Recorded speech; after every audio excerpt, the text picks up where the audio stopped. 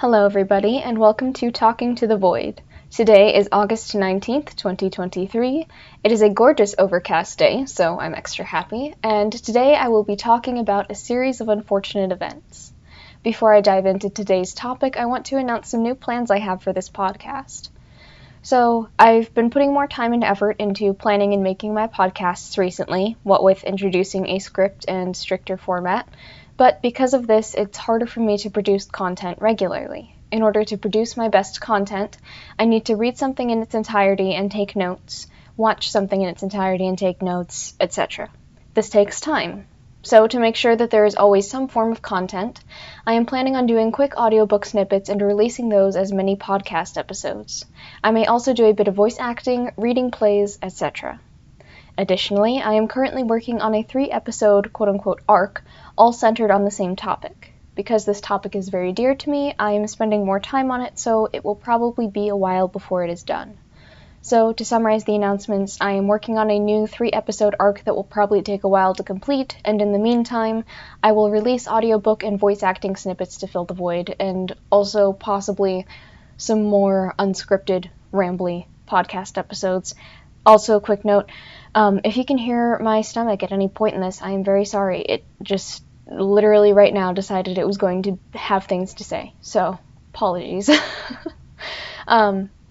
Also today I will be testing a new semi-scripted format in which the introduction and certain key parts are scripted, basically wherever I want to have exact words that I want to say rather than just ramble, but the rest is more or less coherent rambling. Now let me tell you a little bit about a series of unfortunate events. A Series of Unfortunate Events, which was published between 1999 and 2006, is a 13-book series written by Lemony Snicket, the pseudonym of Daniel Handler, featuring the trials and tribulations of the Baudelaire orphans as they unravel the secrets of the mysterious organization VFD, all while attempting to navigate a world filled with largely incompetent adults and evade the clutches of the nefarious Count Olaf, who seeks to steal the fortune left behind by their parents. The overall tone of the series is a delightful combination of dark and tongue-in-cheek, combined with clever literary references sprinkled throughout. I first read this series as a child in 4th or 5th grade and fell in love with it. I recently reread it this summer as a nostalgia trip and found an even greater appreciation for it now that I catch and understand the jokes and references it contains. Although the target audience is children, I believe that this series can be appreciated at any age. If you found this description intriguing, I would highly recommend that you go read the series and then come back, because this is your warning. Ahead, there be spoilers. Let's get into it. So, I'm mainly going to focus on the book series. However, there was a movie that came out just titled A Series of Unfortunate Events. I think that came out in 2003, so it was actually before all of the books in the series had been published. And in that one, Jim Carrey played Olaf and did a fantastic job. I thought that was hilarious. I haven't actually rewatched it all that recently, but I do recall liking it when I did see it, which I think was probably when I was in the middle of reading A Series of Unfortunate Events back in 4th or 5th grade. I think that they got the tone and visual design right in this adaptation. At least it fit the mental image that I had of the series. And I was kind of mad that it ended at the end of the 3rd book, but to be fair, not all the books were out by this time. I don't know if they intended to make a sequel with more of the story in it, but that never happened. It might have been good, it might not have been. Anyway, that's really all I have to say on the movie. Then there is the show from 2017 to 2019 featuring Neil Patrick Harris as Count Olaf. I thought that he did a pretty good job with that. I did not like this adaptation as much as the movie, and definitely not nearly as much as the books.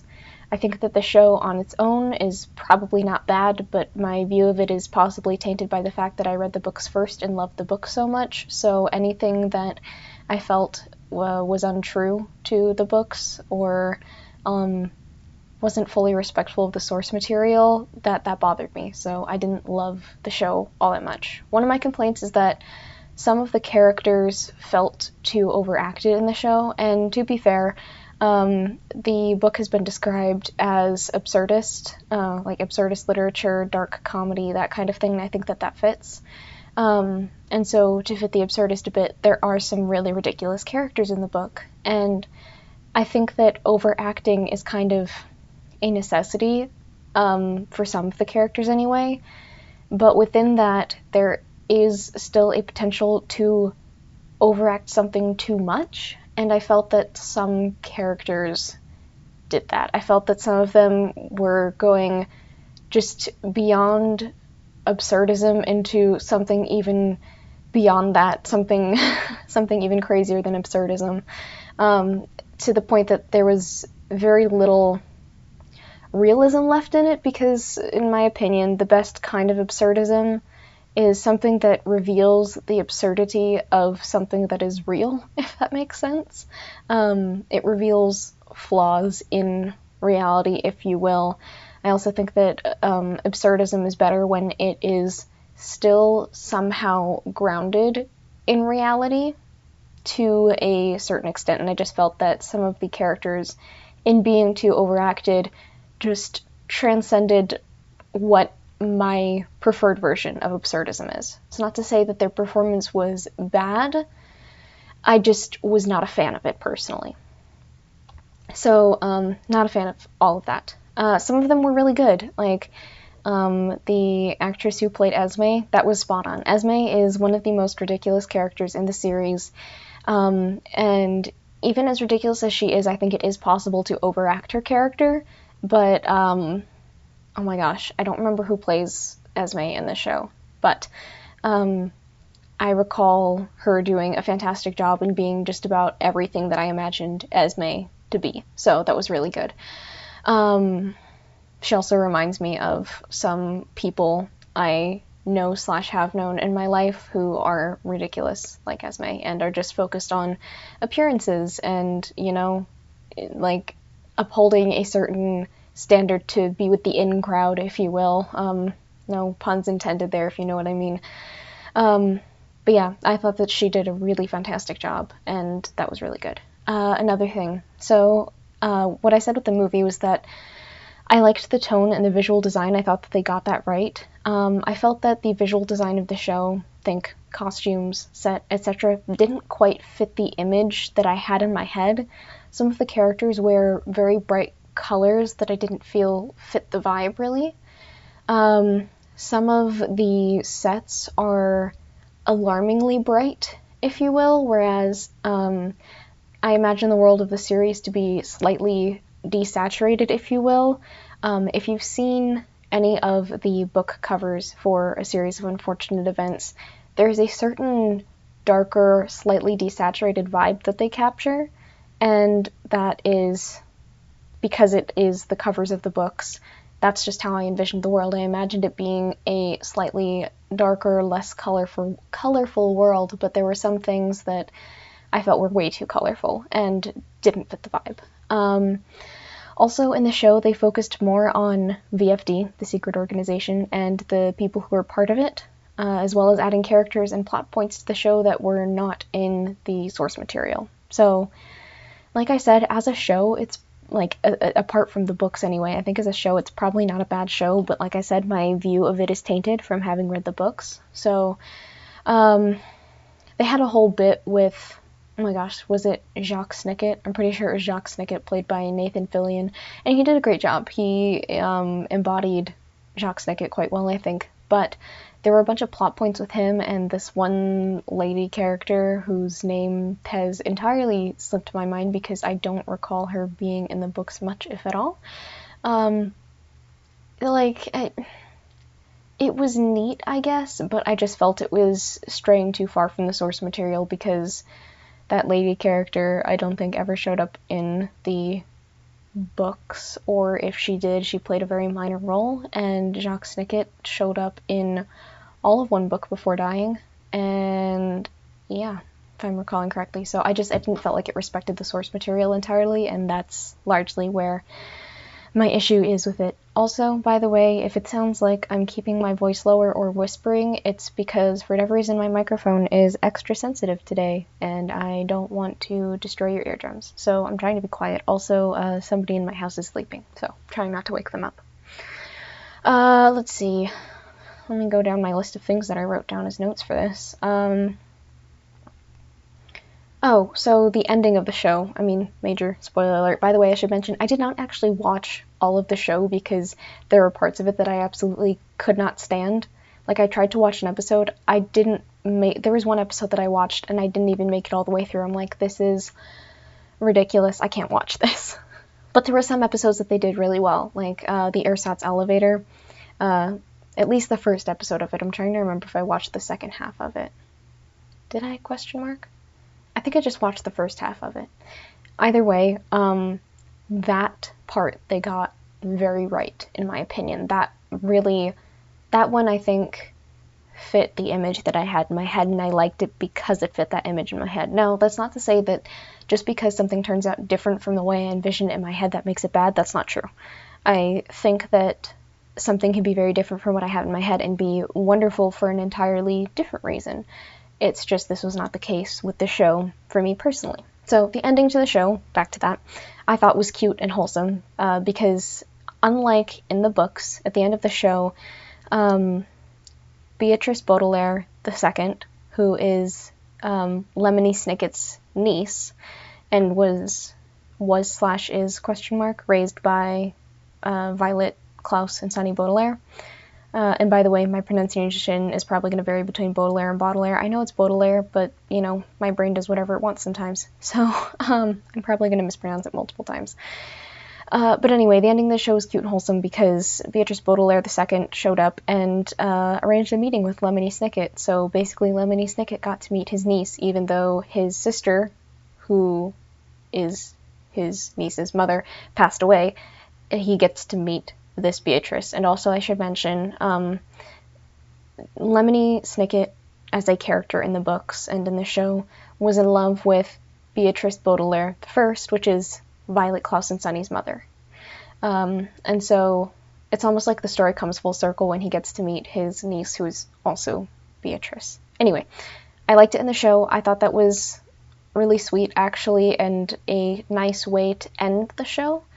However, I prefer the more ambiguous nature of the ending in the books, where it just ends with Violet Klaus, Sunny, and Beatrice II sailing away back to the mainland to whatever adventures, trials, and tribulations await them there. And I thought that was just, it fit the tone of the series better. So I would actually say that the show ending fit the sort of lighter, if you will, more humorous take that the show took on the books, whereas the ending in the books fit the tone of the books overall because it left it mysterious, ambiguous, and, you know, whatever. So those are my thoughts on the show. Now let's get on to the book. So each book starts with a dedication to Beatrice, and since Lemony Snicket is both the author and a character, and he was in love with Beatrice, he dedicates all of his books to Beatrice. And I actually pulled up they're called the Dismal Dedications, at least I think it's on the wiki page for it or something. They're obviously dark but quite funny. So as an example, the first book in the series is The Bad Beginning, and the dedication is to Beatrice, darling, dearest, dead. Then the dedication, I might just read all of these, honestly, they're all quite great. The dedication in the Reptile Room, second book, is for Beatrice. My love for you shall live forever. You, however, did not. Let's see. Okay, I won't read all of these because I don't want to spoil all of them necessarily for you, but you know, they're pretty good. Let's see. This is the sixth book, for Beatrice. When we met, my life began. Soon afterward, yours ended. Let's see. 10th book, for Beatrice. Our love broke my heart and stopped yours. Okay, this one is actually one of the funniest ones, I think. This is the 10th. If I said 10th book previously, I meant to say 9th book. I think this is the 10th book. Yeah, this is the 10th book now. The previous one was the 9th book. This is the 10th book. For Beatrice. When we first met, you were pretty, and I was lonely. Now, I am pretty lonely. That one, yeah, that one's probably my favorite. Oh, and then my favorite one, not for, humor's sake, but just for what it is the dedication in the last book. For Beatrice. I cherished, you perished. The world's been nightmarish. Anyway, so just a quirk of the books is those dedications. I guess I can take you through all of the books now. Just a brief summary of all of them. So, alright, The Bad Beginning. The Baudelaire's parents perish in a terrible fire and are sent to live with Count Olaf, who turns out to be a terrible human being. He is an actor with a troupe of people who also commit terrible acts, and later it turns out they like to commit arson, so that's a thing. Yeah, so that's that one. Count Olaf tries to force Violet to marry him so he gets control of their fortune, because really his whole thing seems to be getting his hands on their fortune. That plot fails for various reasons. I won't get into all of that. And then the Baudelaires are sent to live with their Uncle Monty in Book 2, The Reptile Room. Their Uncle Monty has a giant snake collection, and then Count Olaf shows up and poses as his assistant and then murders him. So then the Baudelaires have to prove that it was Count Olaf and that he murdered him, and when they're able to do that, they're sent to live with their third guardian, their Aunt Josephine. And that is the book The Wide Window. In that book, they live with their Aunt Josephine, but Count Olaf shows up, and I'm trying to remember how. Oh, so basically Count Olaf, I think, I'm trying to remember exactly how it goes down. I'm pretty sure that Count Olaf tells Josephine to leave a suicide note, which she does, but she doesn't kill herself. Instead, she goes and hides in a cave. I forget if Count Olaf just thought she did kill herself and was like, oh yeah, well, she's out of the picture now, or what exactly.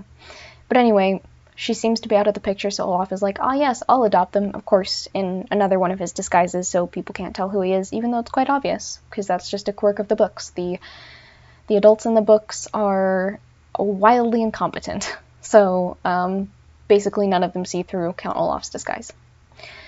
At the end of that, they go to rescue their Aunt Josephine. They succeed, but then Count Olaf shows up as their homemade... No, their boat's not homemade. Their boat wasn't homemade. They kind of stole/borrowed the boat. Count Olaf shows up as their boat is sinking because it's being attacked by leeches, and then he brings them aboard his ship, ultimately saving them, but he shoves Aunt Josephine overboard, and it's assumed that she is eaten by the leeches. Then it's revealed that Count Olaf is Count Olaf and not the person that he was claiming to be in his disguise. So then the Baudelaires are sent in Book 4 to the Miserable Mill. It's the title of the book, where they are forced to work at a lumber mill, and, Klaus gets hypnotized briefly, and there is a reference to George Orwell in there with the eye doctor, because of, the eyes watching over them, and the hypnotism bit, it's woven throughout that book, and having read 1984, I was like, oh, I get that, that's cool. So anyway, they eventually figure out how to break the hypnosis, and I think the guy who runs the lumber mill decides the children are too much trouble and is like, I can't take care of them, so they get sent to the Austere Academy. Technically, these are all supposed to be alliteration, basically, except for the last one, but the Austere Academy, fun fact, is not technically alliteration because it's not called alliteration anymore when it's done with vowels. I don't remember what it's called, but it's not alliteration technically. Oh, and neither is Book 6. Huh, that's funny. Okay. Well, in the 5th book, they're at this academy where Count Olaf shows up as a gym teacher, and because they meet some other orphans there, they meet Duncan and Isadora Quagmire, who are triplets. The third triplet was allegedly killed in a fire. Interestingly enough, their house burned down too, killing their parents, and apparently their sibling. Plot twist, though, he comes back in Book 10. But, none of them know that at this point. So, Count Olaf shows up as a gym teacher and tries to, I think, wear out the Baudelaires so that they're too tired to take their exams and pass them, so that they'll be kicked out of the school and then he can adopt them. But there's a little switcheroo that Violet and Klaus do with Duncan and Isadora. So Isadora poses as Violet and Duncan poses as Klaus, and then they have a bag of flour with a ribbon on it that they say is Sunny. But their plan backfires. Count Olaf sees through it, and the Quagmire triplets, who also have an enormous fortune in sapphires, get kidnapped at the end. And then the Baudelaires are sent to live with Jerome and Esme Squalor in the ersatz elevator. Again, that one's not technically alliteration either because it's also with vowels. In that one, Esme Squalor is, I think she describes herself as the city's 6th most important financial advisor or something like that. She is entirely concerned with fashion and appearances and what is quote-unquote in versus what's quote-unquote out. And that changes throughout the book, and in my opinion, it's kind of a commentary on, sort of the ridiculousness of people who only care about trends, and I very much stand by that. I'm not really a trend person all that much. There are some trends that I, go along with because I think they're fun, and, I don't see them as being totally ridiculous, but overall, I think that just the fact that there's so many trends and they're constantly changing makes it just ridiculous, to follow. And usually I think when I pick up on trends, it's once they're basically expired. And so then I'm just doing my own thing with them. But anyway, that's the ersatz elevator. Oh yeah, I should explain how that one ends so you know how we get to book 7. So Esme was acting the whole time and has secretly been working with Count Olaf, and she abandons her husband and runs away with him, and then the Baudelaires are sent to live in the Vile Village. They choose a village that is titled VFD, but actually is a misnomer and has nothing to do with the secret organization of which they're slowly learning about which they're slowly learning things. I think I confused some words there, but anyway. The village turns out to be kind of terrible, but they meet a guy there who is disenchanted with the village and has made a self-sustaining hot air balloon home. And honestly, the idea of that is quite cool. It gives me sort of steampunk world-ish vibes. It's neat. But anyway, so the Baudelaires are planning to escape the village with him. By the way, this is also the book where Jacques Snicket is introduced, framed as Count Olaf, and then burned at the stake. So that is the beginning and the end of Jacques Snicket. However, you learn more about him and hear more about him in the books even after he is technically deceased.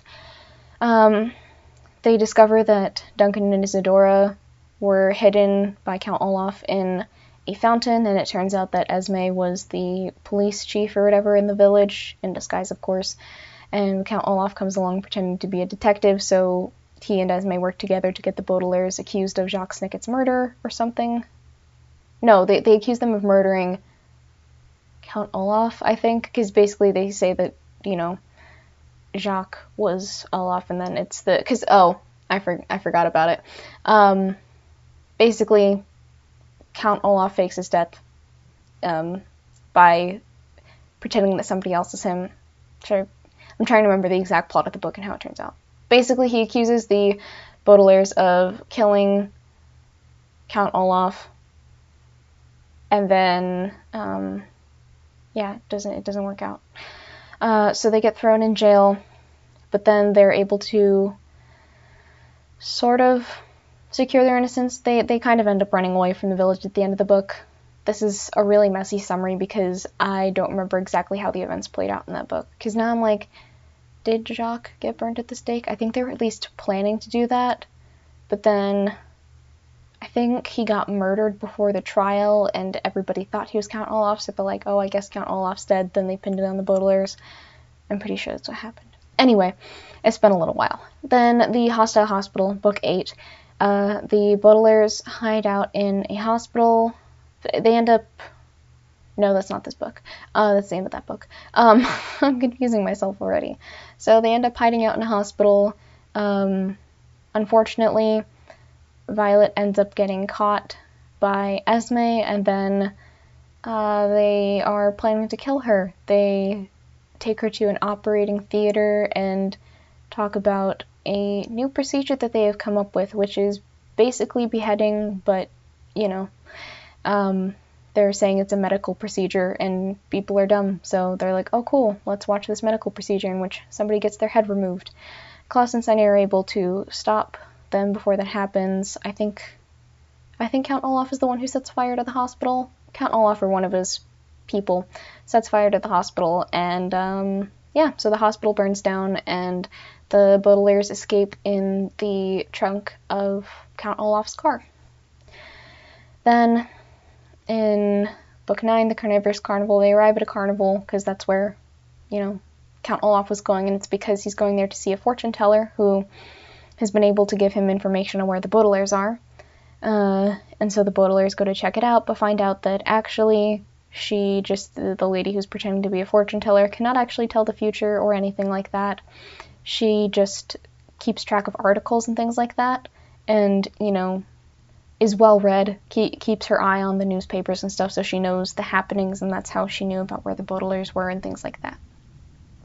So, Violet, Klaus, and Sunny disguise themselves as carnival, quote-unquote, freaks. Not the word I would use, it's the word in the book, not mine.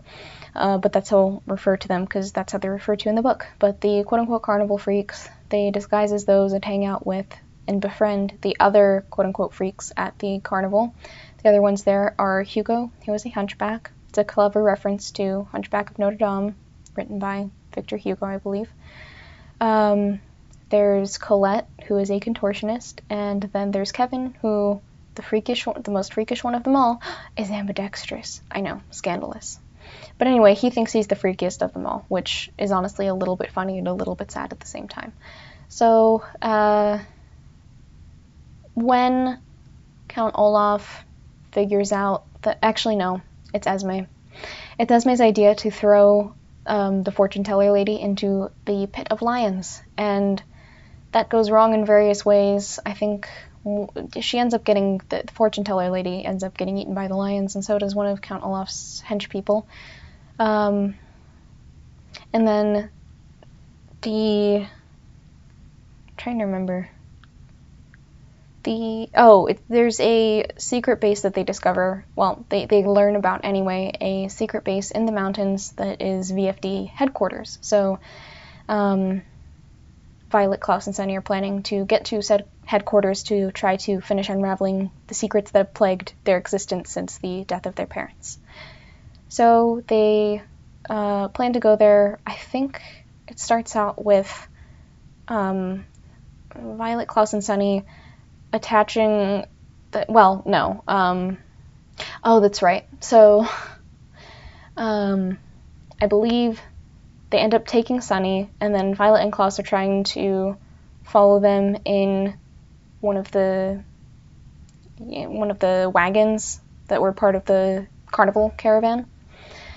But I think at the end of that, the so-called freaks, Hugo, Colette, and Kevin, end up betraying them and going with Count Olaf. So when they are going up the mountain, I think Kevin either unties or cuts the rope that is holding the wagon to Count Olaf's car, sending Violet and Klaus, careening down the cliff and possibly going to die. But, they're the protagonists, so they don't die, as we find out in the 10th book, The Slippery Slope.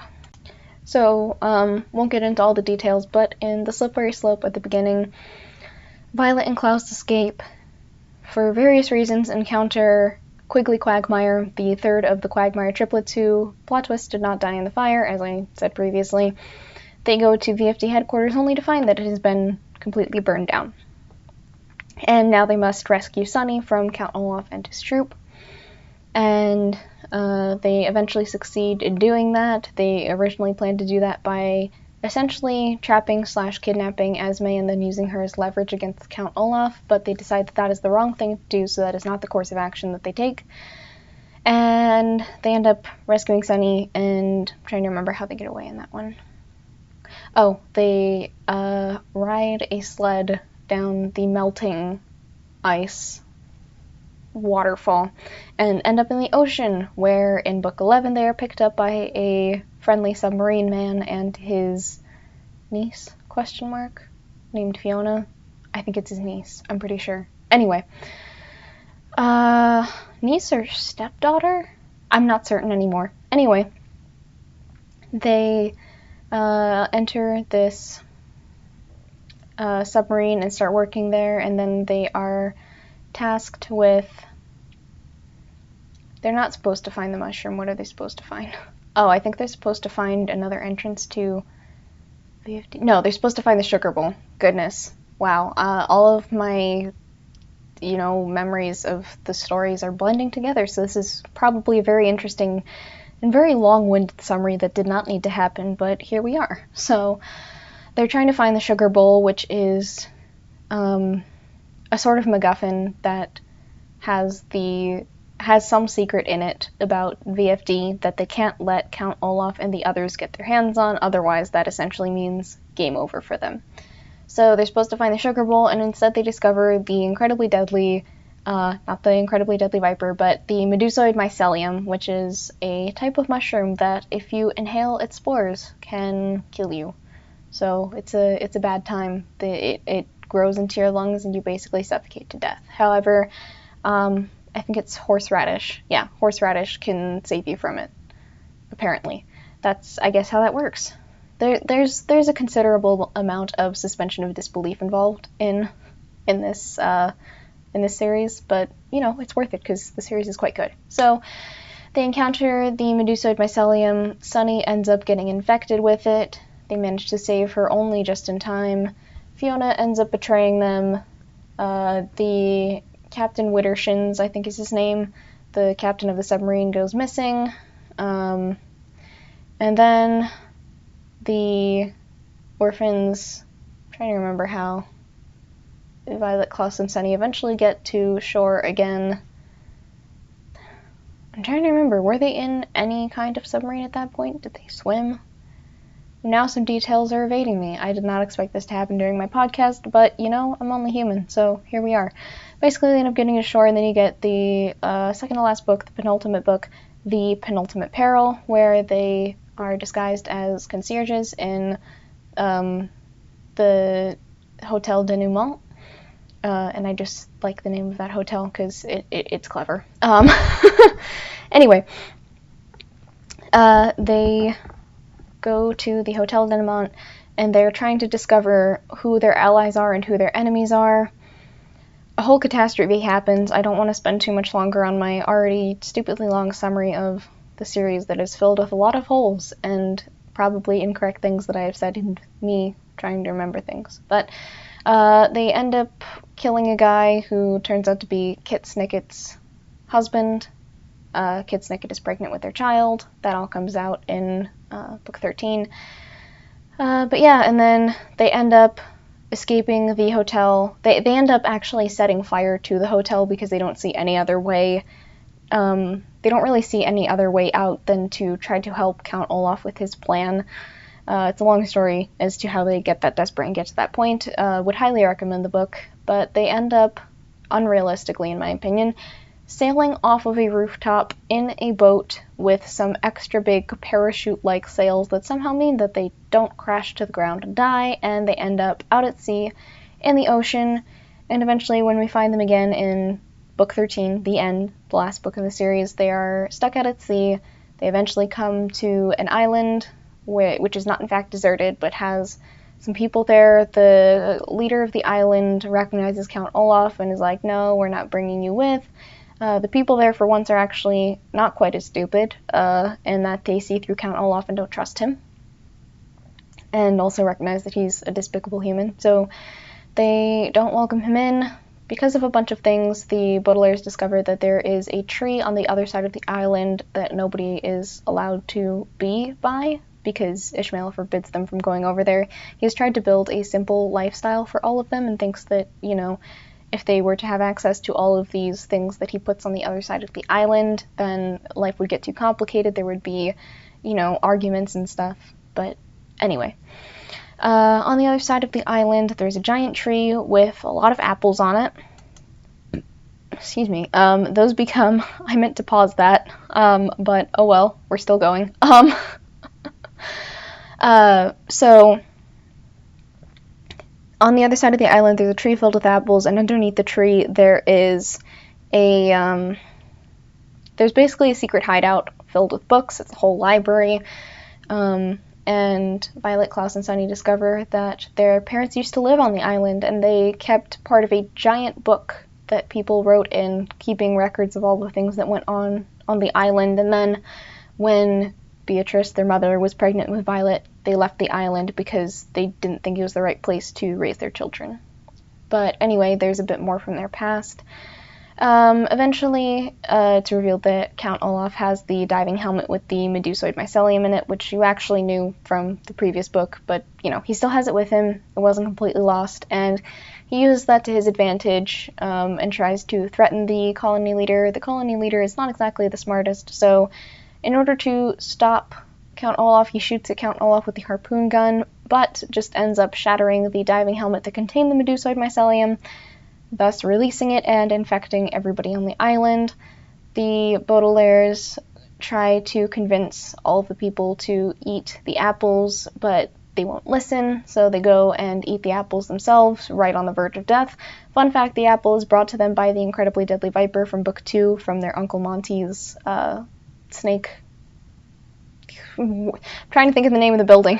My brain is like, the conservatory, but I don't think that's the right word. Basically the place where he had all the snakes. It was also a library. Anyway, the incredibly deadly viper makes a reappearance, which made me happy because I like the snake. He's a good snake. He's a good boy snake. He brings them the apples, they eat it, and they're fine. They go to try to help the colonists, basically, the people who are living on the island, but Ishmael takes the boat that they all made, and yeah, he sails away with all of them, even though they're all dying, and they could possibly infect people on the mainland. Violet, Klaus, and Sunny try to dissuade them, but they refuse to eat the apple, and I think it's because they're convinced that Ishmael will save them, and they don't trust the Baudelaires, so they run away. There's also Kit Snicket shows up, pregnant with the baby. She gets infected too, and is able to birth her baby, but then dies because there's a thing where you can't consume the apples, which the reason why the apples work is because they were crossbred with horseradish in some way. They have horseradish genes in them, so that's why they help kill the deadly fungus. She's not able to eat it because it could harm the baby, so she gives birth but then dies because by the time that she could eat the apple, it's too late. She's already kind of gone. Oh, and I should mention that when Count Olaf got shot at with the harpoon gun, he also got stabbed with the harpoon. Like, the harpoon went through the diving helmet that contained the deadly fungus, but then also stabbed him. So he's dying of blood loss and the medusoid mycelium, but when he hears that Kit Snicket needs help, he helps bring her to shore, where she then gives birth. He dies after reciting some poetry, as you do in dramatic Count Olaf fashion. And yeah, he dies, then she dies, and the Baudelaire children are left with Kit Snicket's child, who she tells them should be named after somebody in the Baudelaire family because the Baudelaire family and the Snicket family have always been very close. So they name the little girl Beatrice after their mother, and they live on the island for another year, and then they decide, you know what, there is a lot of good to be done in the world, there's a lot of bad to be stopped, we should head back. So they build themselves a boat and head out when the coastal shelf floods, and yeah, the last bit that we know of them is them sailing off to whatever the future may hold. Honestly, in my opinion, an ambiguous but fitting and nice ending to the story. So, there you go. That summary took way longer than I anticipated it taking, but there you go. So, let me just look through my other comments that I wrote here. So I noted that the penultimate book, The Penultimate Peril, brings back several characters from previous books, including Jerome Squalor, Justice Strauss, Principal Nero, Sir from the Miserable Mill, because his real name is never given, Charles, his assistant. A lot of people are brought back. Carmelita's there, although technically she comes back first in The Slippery Slope and then briefly in The Grim Grotto. Those are books 10 and 11. But yeah, so that was kind of neat, just bringing back those old people. It was really neat, actually, because when I most recently read book 13, I read the ending of the last book at sunset while watching the sun go down, which is cool because when Kid Snicket is giving birth, it takes place at sunset, and that's nearly the end of the book before the epilogue, which is titled Chapter 14, and is when the Baudelaires decide to leave the island. And then, like I said, I like the slightly ambiguous ending of them just sailing away, because we don't know what happens to them after that. We don't know, actually, if they made it back to land safely or not. We just know that they decided to sail back to the mainland in that direction, try to get back there, and whatever happened is left up to the imagination. And then now some more specific commentary that I have on the book. So I know that part of the point of the series is to teach the reader to be kind and do the right thing, even when it's hard, but I'm frustrated by some of the choices that the Baudelaires make. One in particular that stands out to me is in The Slippery Slope, book 10, when they build a pit trap for Esme in order to catch her and use her as leverage against Count Olaf to try to get their sister back. But then they don't follow through on using it because they feel guilty about it. The point, really, is that they don't stoop to the villain's level, and the message is that you should be better than your enemies and stand on the moral high ground even when it's difficult. But if it were me in that situation, I would do whatever it took to achieve my aim. Perhaps this says more about me than the book, but I think that sometimes doing things that could be perceived as quote-unquote villainous or things that villains would do are sometimes necessary. For example, if I were to be attacked, it's either me or my attacker, and sure as heck, I'm choosing myself over them. I will do whatever it takes to stop them, even going so far as to kill them if it's necessary. I wouldn't ever want to find myself in a situation where I had to kill somebody, but if that's what it takes to prevent them from killing me, that's what I'm going to do. It's like this one philosopher said, I'm pretty sure it was John Locke. Basically, when somebody attacks you with the intent to harm and possibly kill you, they have forfeited their right to live, and I personally stand by that. Anyway, my point in this whole little mini rant here in the middle of my podcast is that I disagree with some of the Baudelaires' choices. I wouldn't shy away from defending myself in ways that might possibly hurt the enemy, if that makes sense. I don't know. I would be more willing to resort to physical violence if necessary, I guess, but they, shy away from even using a pit trap when I would have been like, yeah, no, that's fine. But I guess maybe that's my more jaded adult self looking at a book that is meant more for children and to teach them to be good humans. But I think that's more my jaded and cynical adult view of, the world and what it takes to protect yourself from, people trying to harm you in the world. But, it is what it is. Basically, the point is that you should do the morally right thing even when it's easier to stoop to the bad guy's level. And, I would say this holds in the case of something like bullying. If somebody says something really rude or hurtful to you, you shouldn't be rude and hurtful back. You should, say something like, I'm sorry for you, and really mean it, because a lot of times people only hurt others because they themselves are hurting or have been hurt or something along those lines. That's not to say that there aren't people who are just truly despicable, wicked people, but a lot of the time when people do bad things or hurt other people, it's because they themselves are hurting. And so you should try to come at it from a place of empathy. But in the event of being attacked, I'm not going to just be like, oh, well, you got me. I'm going to fight back. It's the reasonable thing to do. But anyway, that was a rant that I did not totally intend to go on, but here we are. Kind of along those lines, too, the Baudelaires think that it's wrong to leave Count Olaf on the coastal shelf in the last book.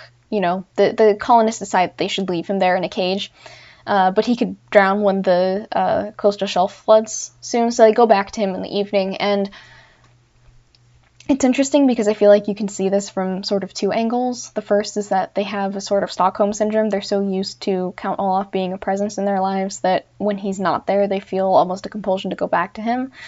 But I think also a part of them is good and cares about him even if he's a wicked person, but again, that is still borderline Stockholm syndrome in my opinion.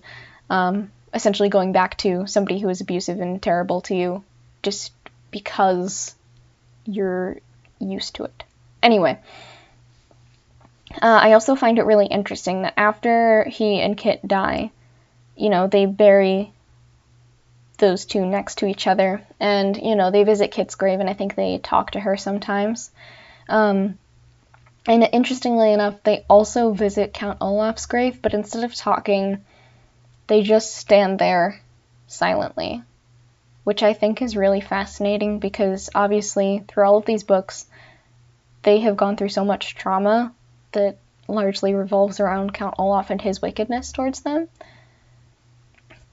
And so now that he's gone, it's like they're recognizing that he was a presence or a force in their lives, but there's also nothing to say to him. And I just thought it was a very interesting and, in my opinion, quite accurate portrayal of the lasting impact of trauma even after the abuser or wicked person, generally speaking, is gone.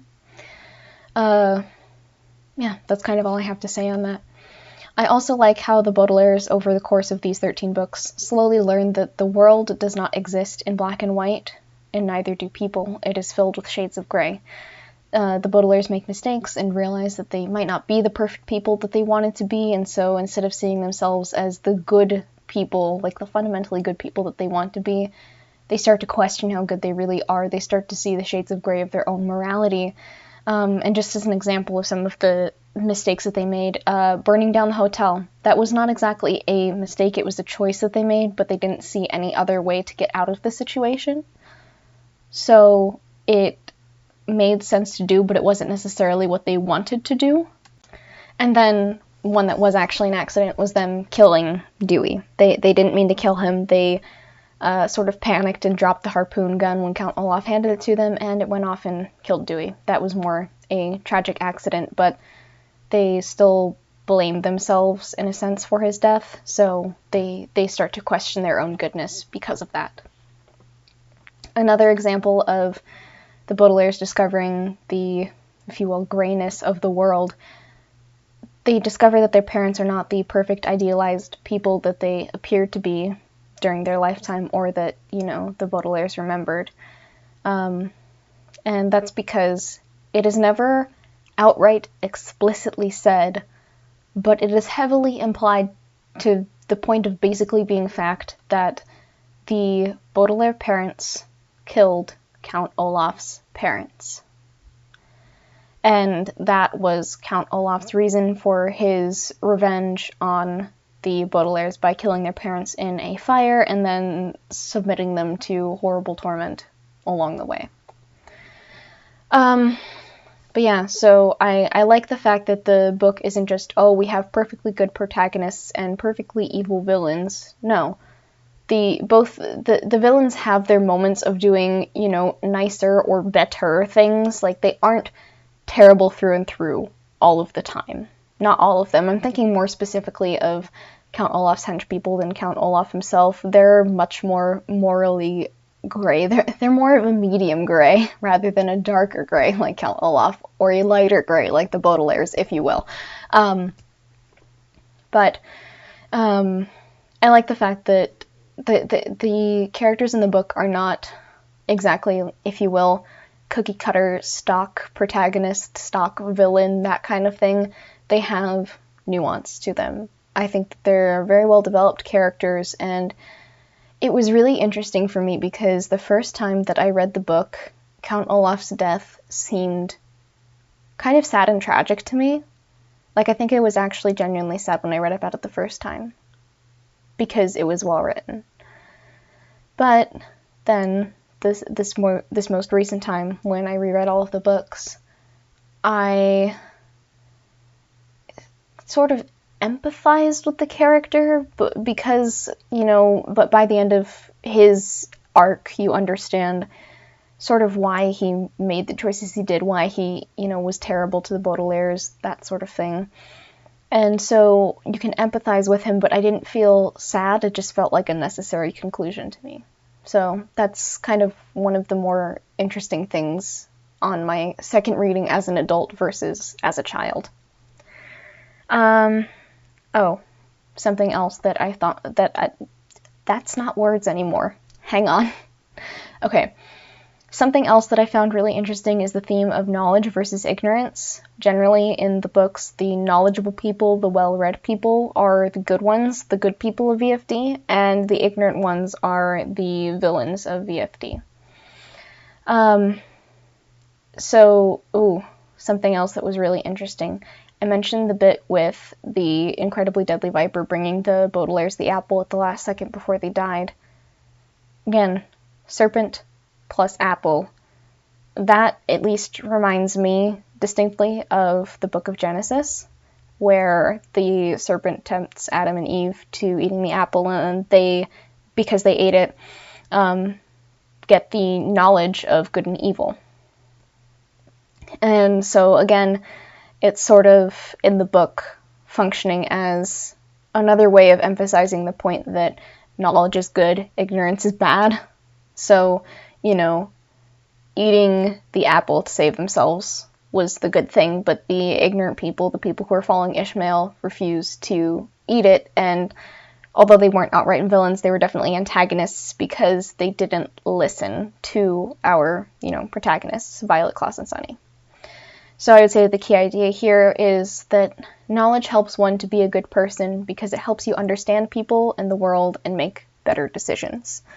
And I like that definitely as a theme for a book that is largely aimed at a younger audience.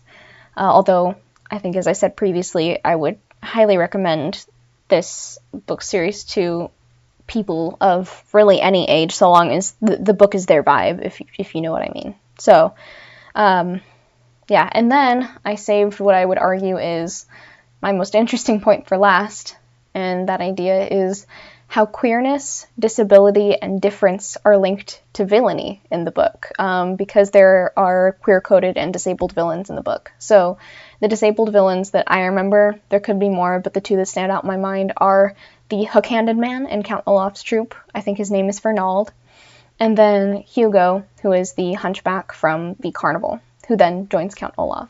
For the queer-coded villains, there is a person of indeterminate gender. They just say, I think they say something like they look like neither a man nor a woman, but basically person of indeterminate gender is part of Count Olaf's troupe, and then at least Olaf, if not other people, cross-dress a few times. So there's sort of this queer coding in the book. There's queer-coded villains, which I know is a recurring topic that people discuss. But anyway, and then there's also just villains the antagonists who are in Count Olaf's troupe, who are just there because they are different, either because they're disabled, because they're possibly queer, ? And then there's people like the contortionist, Colette. She was viewed as a freak because of her abilities, so she was viewed as different and shunned by other people, but she joined Olaf because he at least seemed to be accepting of her. And then same thing with the ambidextrous man, Kevin. He was viewed as different and as a freak, but Count Olaf said, "Oh, you can join me." So because of this, you could argue that the fact that the villains are disabled, queer-coded, or just otherwise different, you could argue that this serves to alienate queer, disabled, and otherwise quote-unquote different people by portraying them as villains. However, I think there could be an even more powerful message in all of this. All of the quote-unquote villains, or just antagonists in the show, are regarded as outcasts, and it is because of their difference that they band together. This doesn't excuse their choices, but it does explain them. For example, as I think I've already said a few times now, the so-called freaks from the carnival, Hugo, Colette, and Kevin, decide to join Count Olaf because he appears to accept them and says he will treat them well and humanely, even though he doesn't exactly follow through on that promise. Because Count Olaf appears to accept them where nobody else did, they side with him. So, I would argue that rather than alienating people who are perceived as different because of, their gender, their sexuality, their disability or ability, or just otherwise being different from the norm, rather than alienating those people, I would argue that this series emphasizes the importance of kindness and acceptance of others. Because It is in the absence of that kindness and acceptance that you get villains.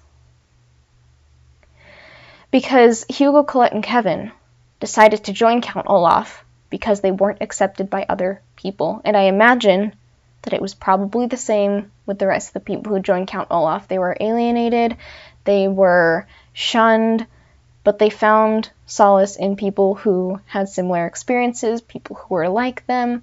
So yeah, I will say my final point again because I think that it really does bear repeating. I would argue that rather than alienating people who are perceived as different, a series of unfortunate events emphasizes the importance of kindness and acceptance of others, because it is in the absence of that kindness and acceptance that you get villains. Let that sink in. I think that that is an incredibly powerful message. And I was going to say more, but I think that really summarized my point. So, on that note, I'd like to leave you with a quote from George Orwell's 1984, which, as I mentioned previously, is referenced in the fourth book in the series The Miserable Mel. This is the quote. "Perhaps one did not want to be loved so much as understood." Thank you for listening to this episode of Talking to the Void. Please let me know your thoughts on this mixed style of podcast where some of it is scripted and some of it is rambling, as well as any other suggestions or requests that you have.